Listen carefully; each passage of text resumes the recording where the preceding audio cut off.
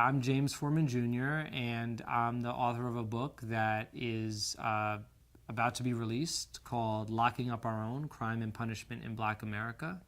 And the book for me really came from the fact that I was a public defender in Washington, D.C. in the 1990s, around the same time that I started my Angelou School. In fact, my Angelou School grew out of my work as a public defender. I had taken the job because I viewed the criminal justice system as a really important civil rights issue for my generation, really alongside education.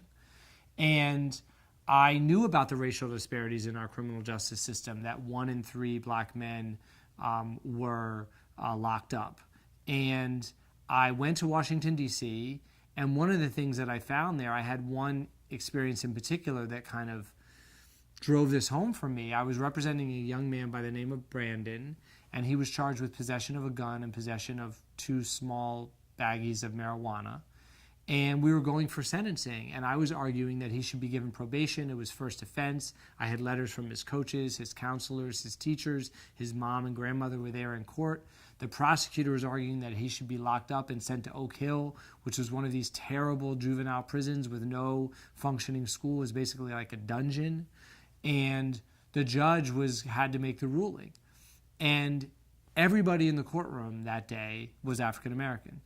The judge, the prosecutor, me, Brandon, the bailiff, the court reporter. Right before the judge sentenced Brandon, he leaned forward and he said, "You know, Mr. Forman tells me that you have potential, and Mr. Forman tells you that you've had a hard life. Well, let me tell you, I know life is hard for young black men today, but it was much harder once upon a time." And he goes back and he starts talking about the 1950s when he was a kid. And then he says, "We had a civil rights movement. People fought and died for you to be free. Martin Luther King died for you. And he didn't die for you to be out there running and thugging and carrying a gun and disrespecting your family and your community." And he locked him up.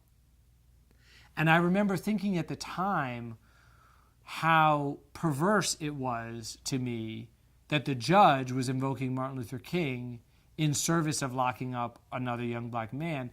I viewed myself as like the civil rights warrior in this story. I thought I was doing the civil rights mission, and the judge had exactly the opposite view. And that made me realize that there was a story to be told. There was a book that needed to be written about the complicated, nuanced politics of crime and punishment in black communities, because we aren't only criminal defendants and we're not only victims.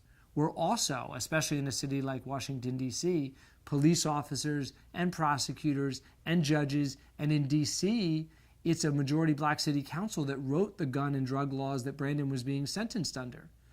So I wanted to tell the story of what's been happening in the last 40 years that would lead people like this judge to invoke Martin Luther King en route to incarceration. One of the chapters is about policing. It's about basically what I call warrior policing, which is this really hyper-aggressive kind of policing. Stop and frisk, right, has been a big issue in New York City and nationwide. And I try to show how the roots of that approach to policing came out of the crack era and the crack epidemic and all the associated violence in the 80s and 90s. But I also wanted to show the consequences of that kind of militaristic style of policing.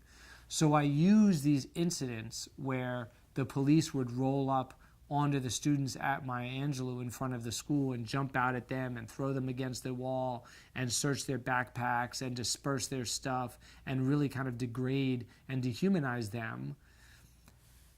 I use that as a way of showing how damaging this style of policing is. And I talk about then how hard it is to run a school that's trying to change the trajectory of kids' lives when the police are undermining our message on a daily basis.